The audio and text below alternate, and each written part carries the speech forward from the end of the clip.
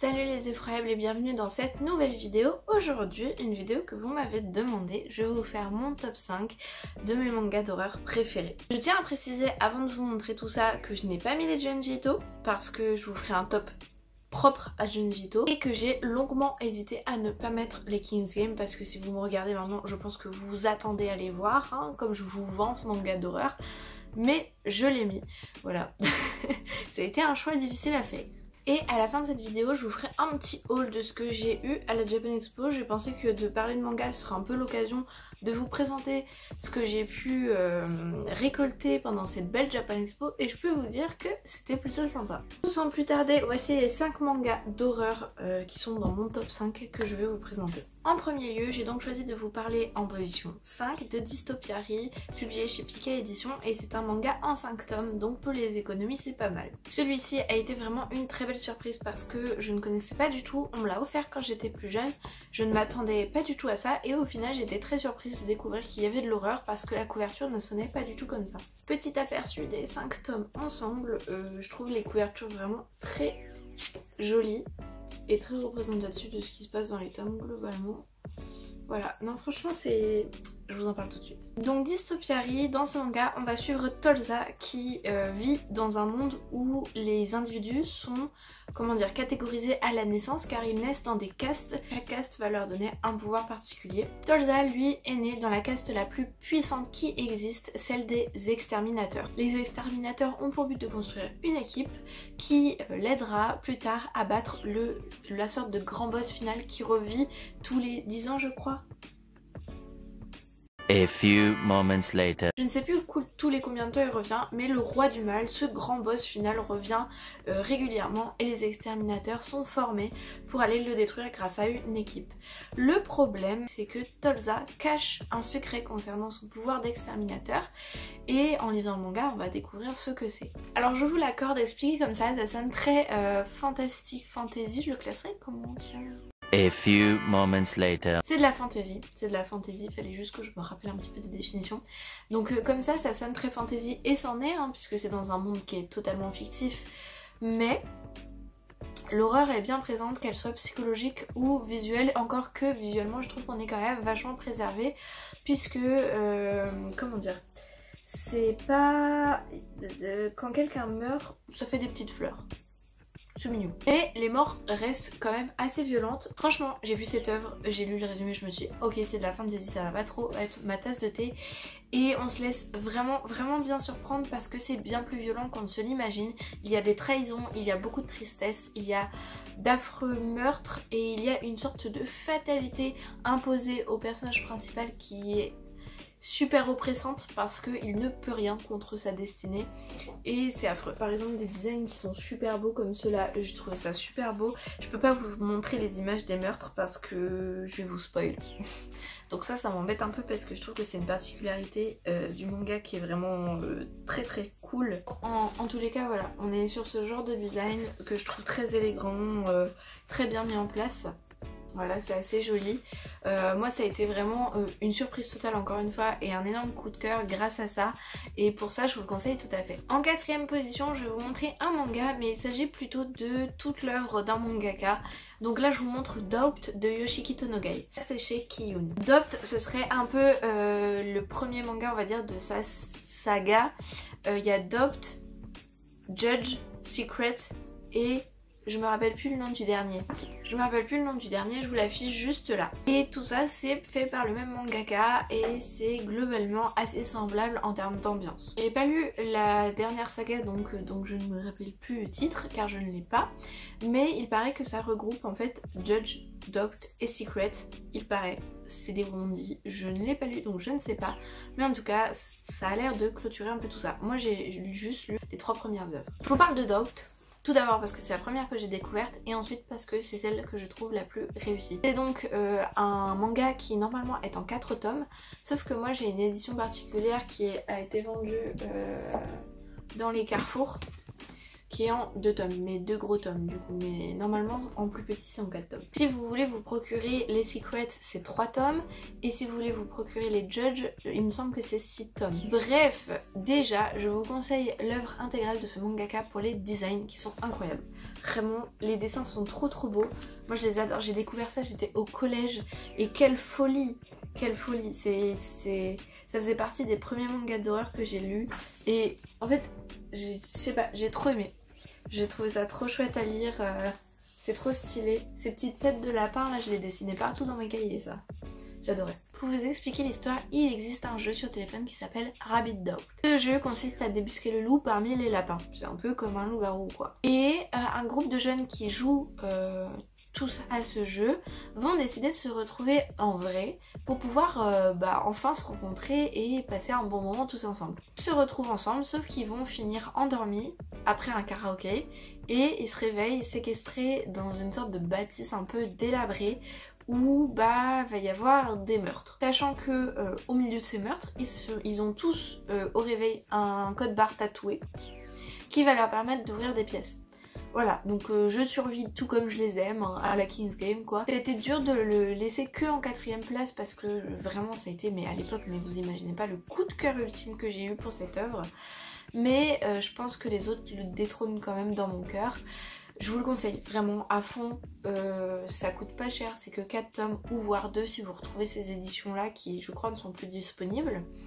Mais ça reste un auteur très fort pour tout ce qui va être angoisse, ambiance glauque, sombre, etc. Et pour les survival games évidemment. Pour moi c'est sa meilleure œuvre, Doubt, sachant que j'ai pas lu la dernière. Mais des 3 premières c'est sa meilleure à mes yeux. Après Judge vaut vraiment le coup également. Et Secret je pense que c'est celle que j'ai le moins aimée parce que je trouve qu'elle est un peu spéciale, je sais pas comment vous l'écrire. Mais bref, allez voir ce que fait Yoshiki Tonoge si vous cherchez des mangas d'horreur en survival game, ambiance angoisse, etc. Ça vaut vraiment le coup. En 3ème position, je mets Watch and Die en 4 tomes chez Omake. Je tiens à dire que j'ai quand même découvert Watch and Die très récemment, mais que avant de le découvrir, c'était Perfect Crime qui était vraiment dans mon top manga d'horreur. Néanmoins, il s'est fait détrôner il y a pas longtemps, donc bye bye. Watch and Die, donc une série en 4 tomes sur laquelle je suis tombée par hasard et en fait j'ai trouvé tout simplement visuellement que c'était magnifique, que c'était tout à fait mon type de design. Et comment vous dire, avec un grand oui, que j'aime beaucoup ce qui se passe là-dedans. Pour ce qui est de l'histoire, on va être plutôt du côté malédiction cette fois-ci, puisque si on regarde une certaine vidéo, apparemment on est traqué par des esprits et on finit par mourir systématiquement. Donc on est vraiment dans un synopsis à la The Ring, sauf que cette vidéo, elle est sur internet, donc il suffit d'envoyer le lien. Donc ça va quand même se propager bien plus vite que The Ring. Ce que j'ai adoré, c'est notamment ces gros moments d'angoisse où on se sent vraiment mal pour le personnage. Les esprits qui sont vraiment représentés de manière, je trouve, très belle. Et encore une fois, ces couvertures, mais splendides quoi. De plus, pour les petits curieux qui regardent toujours en dessous des jaquettes, on a également des illustrations qui sont magnifiques. Vraiment, je vous le vends trop bien, lisez Watch and Die. Sérieusement, c'est vraiment typiquement le genre d'histoire que j'adore. Ça plus le fait que les graphismes sont magnifiques, forcément j'ai accroché. Néanmoins, scénaristiquement, c'est pas parfait. Le fait est que certains personnages ne sont pas très bien exploités, je trouve, et trop mis sur le côté des fois. Enfin, finalement, on se dit mais à quoi ils servent parfois, et c'est dommage. Et au bout d'un moment, il y a un petit creux qui fait que c'est assez lent en termes d'histoire. Encore une fois, c'est dommage.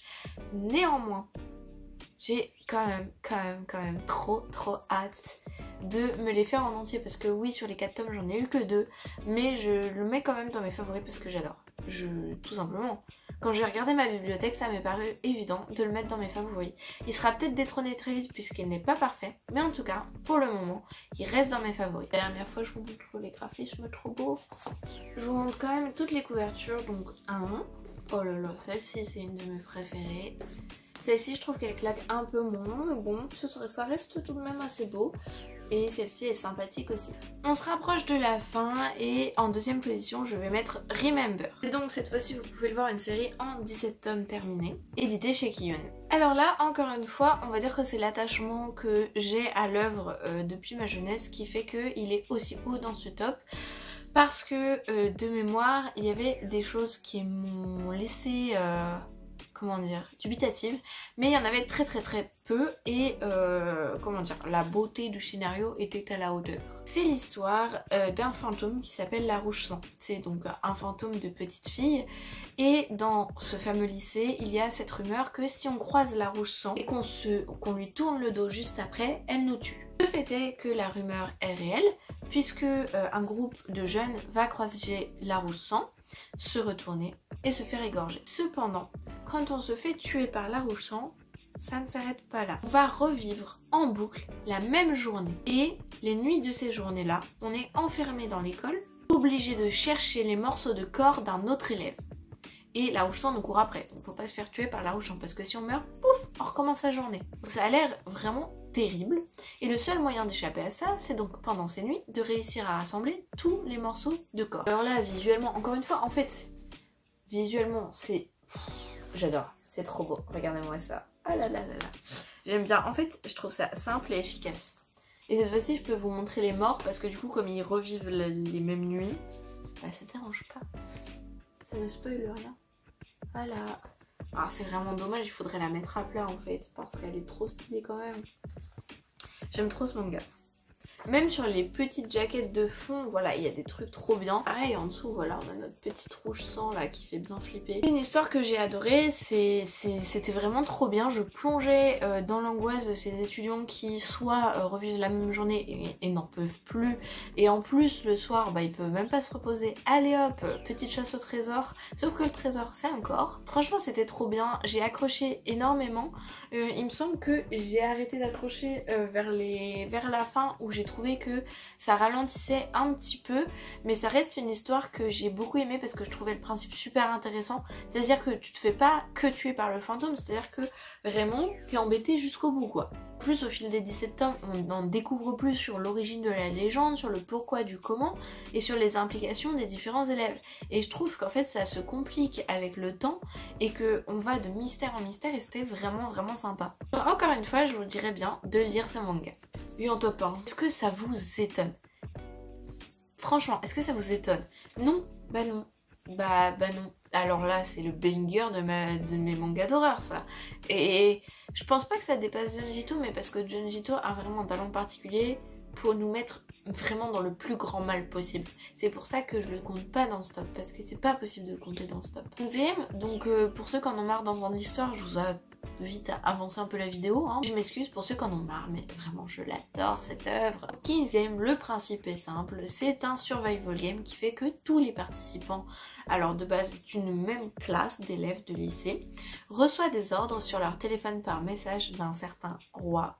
Et s'ils n'exécutent pas les ordres, ils meurent dans d'atroces souffrances.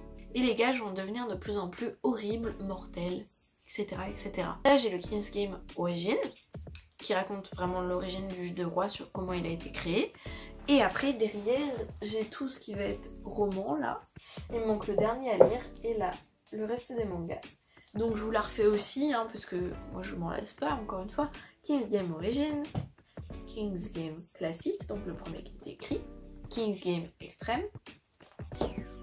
Et en manga il n'y a pas le Apocalypse donc c'est King's Game Spirale.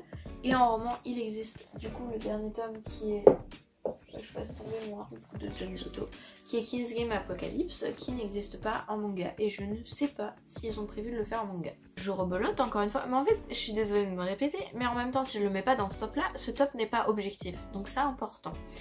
King's Game, c'est un manga qui est excellent. Même si tous les arcs ne sont pas excellents, il y a un arc où je trouve que la qualité baisse, donc c'est King's Game Spirale. C'est vraiment un manga qui est stressant, qui permet d'aller au plus profond de l'horreur humaine, de montrer ce que les gens feraient en situation d'angoisse totale et surtout en situation de survie. Et pour la plupart, eh ben, ils vont sacrifier des gens qu'ils aiment. C'est horrible, mais c'est comme ça et je pense que dans la réalité, c'est assez représentatif. Et ça, c'est un aspect que j'adore, que j'ai adoré et que j'adorerai encore toute ma vie. C'est vraiment le fait de voir des gens se dire « il faut que je survive, comment je vais faire ?» et qui finalement passent de gens bien dans la vie quotidienne à en situation de survie des vrais connards. Et le mot est faible. En plus de ça, les jaquettes sont magnifiques. En plus de ça, les dessins de manière générale sont magnifiques. Donc là, voilà, grosse angoisse. Hein, cette page, je l'aime beaucoup. Je sais pas si j'ai le droit de vous montrer ça sur YouTube, mais je le fais quand même. Hop, très joli. grosse angoisse, hein, ça passe pas loin, moi je vous le dis. King's Game, c'est à lire absolument pour les fans d'horreur. Je suis pas objective, hein, mais si ça vous donne envie quand je vous en parle, essayez quand même. Essayez au moins le top 1 de King's Game classique. Franchement, ça vaut le coup. C'est trop bien. Je sais qu'il y a des gens qui n'ont pas apprécié, comme il y a des gens qui n'ont pas apprécié Remember, mais moi c'est des œuvres qui sont dans mon cœur et qui vont être très difficilement remplacées dans ce top. Je pense que si je refais dans un an, King's Game est toujours présent. Remember peut-être pas si je découvre des choses encore meilleures, mais King's Game c'est sûr que le top éternel quoi. Et donc si je vous ai pas saoulé assez avec lisez King's Game, sachez que le choix était difficile à faire parce que du coup il y a des mangas que j'aurais bien aimé vous parler. Donc par exemple on a Pumpkin Date, donc j'aurais bien aimé vous parler mais qui rentre pas du tout dans le top parce que ça fait un peu effet nanar.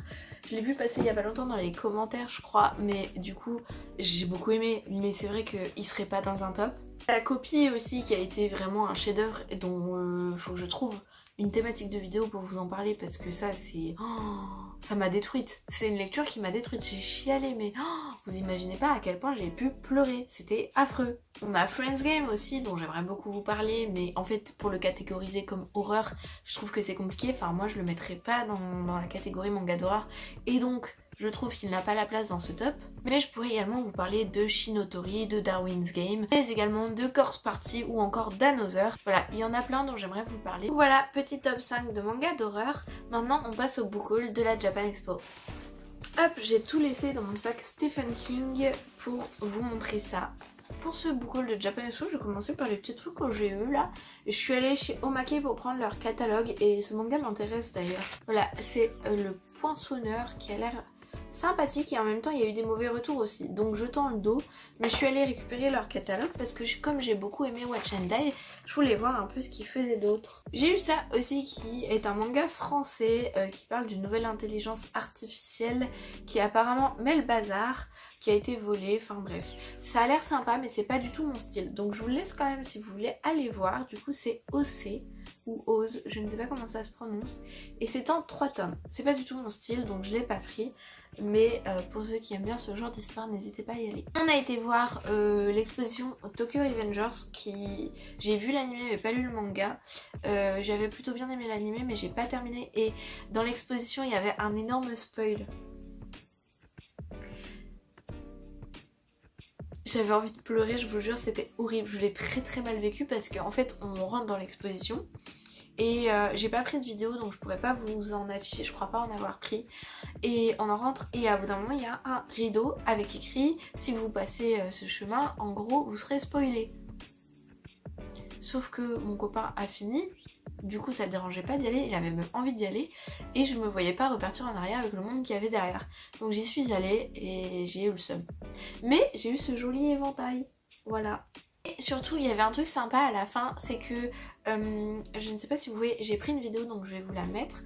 Il y avait la possibilité en fait à la sortie d'écrire sur des petits panneaux en bois et de les accrocher. Normalement au Japon on écrit des vœux là-dessus et là en fait c'était des mots que l'auteur du manga va en fait récupérer et potentiellement lire. Alors ça m'étonnerait qu'il lise tout parce que vous verrez sur les images qu'il y avait beaucoup, mais c'était possible, du coup on a écrit un petit mot. C'était sympathique, je trouvais que c'était bonne ambiance. Je suis passée à une petite boutique et je vais vous montrer ce que j'ai pris.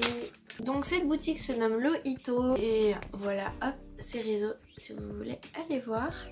Et j'ai pris deux petites choses. Alors j'ai pris un pins Kirby avec un pistolet parce qu'en fait on voit toujours Kirby avec un couteau, mais moi je trouvais que ça change un peu de le voir avec un pistolet.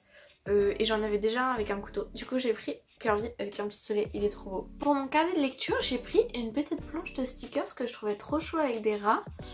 Comme j'ai eu plusieurs Pocket Terror qui parlaient de rats et que je n'ai pas encore lu, bah le jour où je l'ai dit je pourrais décorer mon carnet de lecture avec, du coup j'ai pensé à ça. Je suis ensuite passée sur le stand des éditions Iseki no Cho qui est une maison d'édition que j'apprécie beaucoup. Et notamment de chez eux Onibi qui est une superbe BD vraiment. Donc en fait c'est deux français, leur groupe s'appelle Atelier Sento. Ils vont au Japon et ils nous racontent leurs aventures et là il y a une particularité qui fait que En fait ils ont romancé en disant qu'ils ont trouvé un appareil photo et à chaque fois qu'ils prennent une photo ils mettent des petits yokai dessus. Ça permet vraiment de découvrir le Japon de manière assez sympathique. Si vous avez des enfants, des jeunes qui veulent découvrir le Japon, mais je trouve que Onibi c'est vraiment la BD parfaite. J'avais également pris compte du Japon il y a un moment que je m'étais fait dédicacer, d'ailleurs la dédicace est trop belle. Voilà. Et en fait c'est des tomes où il y a 2 contes à chaque fois, illustrés. Des contes notamment pour ceux qui travaillent en école qui veulent travailler sur d'autres pays, sur le Japon, l'Asie. Franchement avec des enfants, moi je l'ai déjà fait en intervention dans des écoles et ça fonctionne super bien. Cette année j'y suis retournée vraiment de manière assez évidente parce que du coup à chaque fois je me régale et j'ai pris La Fête des Ombres qui me tente trop. La couverture est magnifique et comme d'habitude quand on va à ce stand et qu'on achète un livre, il y a plein de petits trucs en plus. Ils nous mettent voilà le petit carton de remerciement avec toujours un petit poster, donc celui-là je l'ai déjà. Moi je l'ai accroché du côté Onibi puisque à l'époque j'avais lu que Onibi, mais maintenant que j'ai La Fête des Ombres je vais pouvoir l'accrocher du coup de ce côté là pour avoir du coup les deux. C'est nouveau, avant ils le mettaient pas, c'est un site qui s'appelle jeparlejaponais.com pour apprendre le japonais. Voilà, ceux qui ambitionnent d'apprendre le japonais, n'hésitez pas. Petit marque-page comme convenu, celui-là aussi je l'ai déjà. Et ils m'ont mis une carte, alors ça me fait rire, c'est à bonne année mais la Japan Expo c'est en juillet donc je pense qu'ils écoulent les stocks de cartes. Enfin celle-ci on la retrouve également à chaque fois. Voilà voilà, le livre a l'air trop sympathique, j'ai trop hâte de le lire. On va se retrouver dans un petit village dans lequel est fêtée la Fête des Ombres tous les ans. La Fête des Ombres elle permet d'aider les esprits, les âmes à retrouver leur chemin et aussi aux habitants du coup de célébrer tous ces esprits. Une jeune fille va devoir aider un esprit à se retrouver et si elle n'y arrive pas avant la prochaine Fête des Ombres, et ben cette âme sera perdue à tout jamais et donc on va les voir se rapprocher. Je trouve vraiment que ça a l'air incroyable.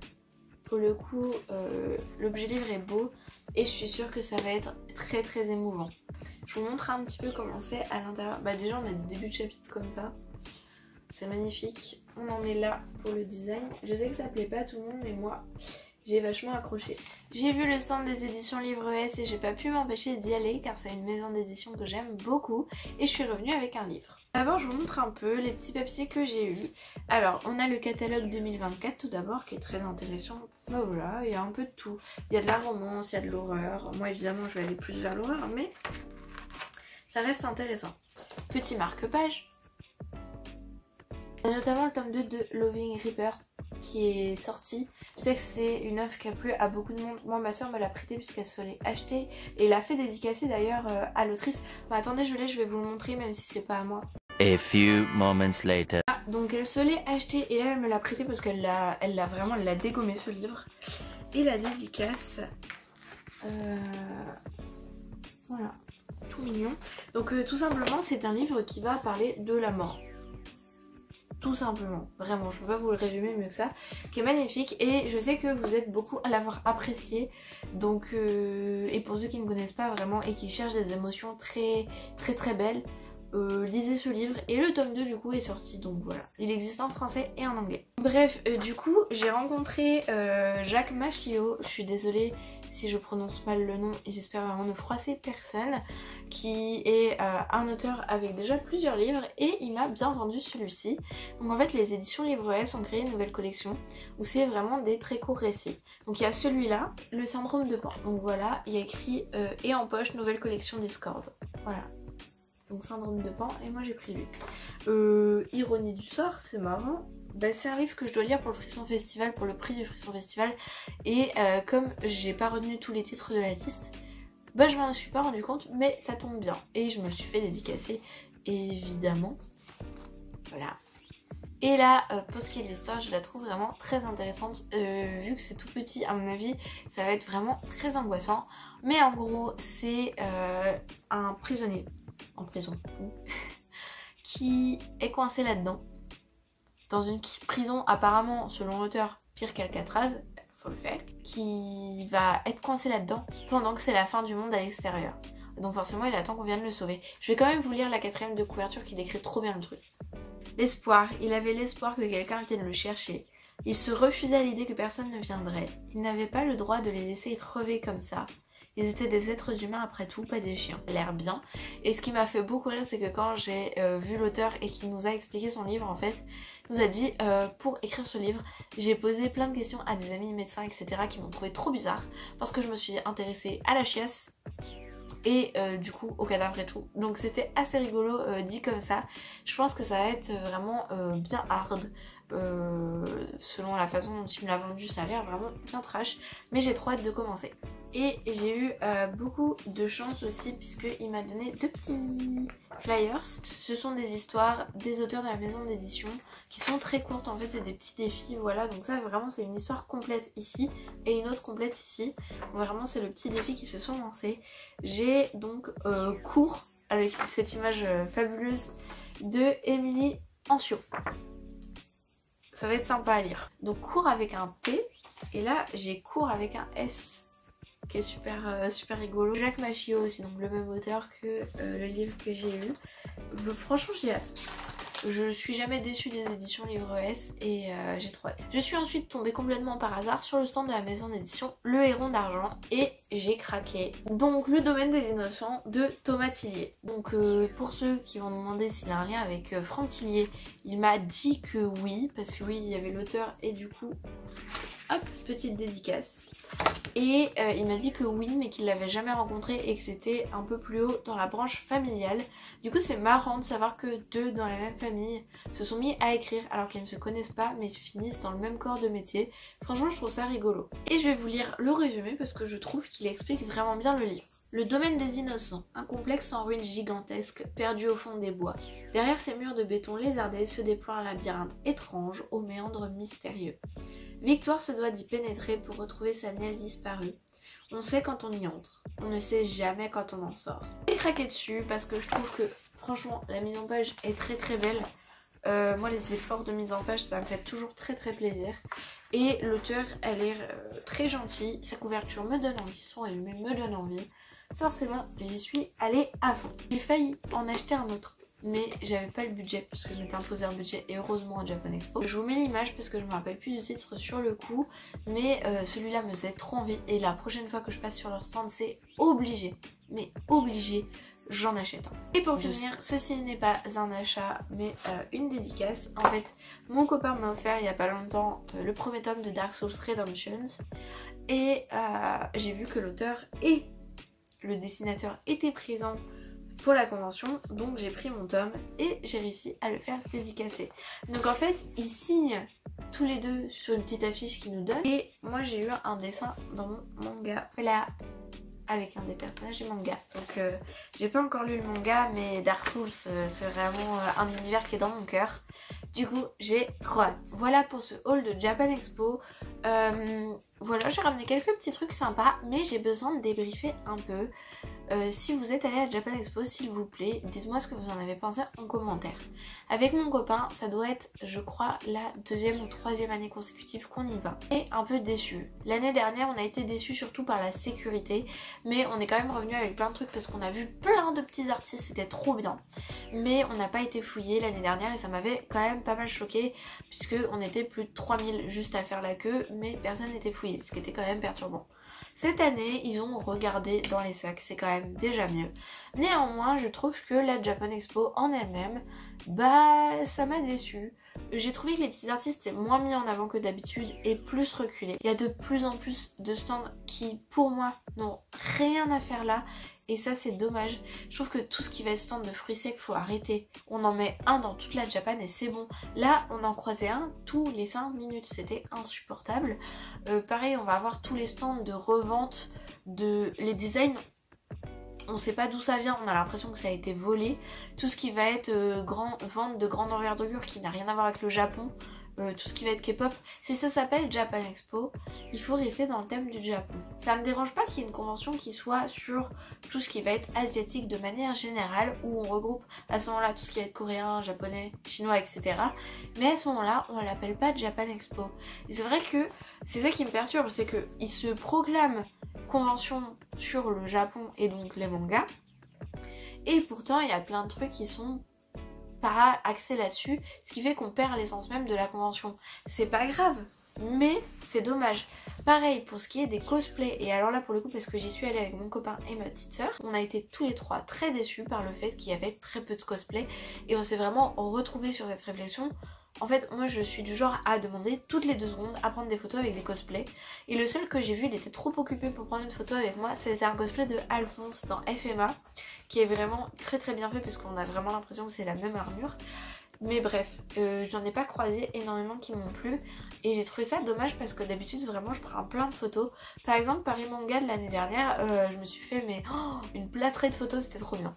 Bref, un peu déçue sur cet aspect, ouais, moins convivial, moins de mise en avant des petits stands, mais aussi vraiment un éloignement du thème principal qui est la convention.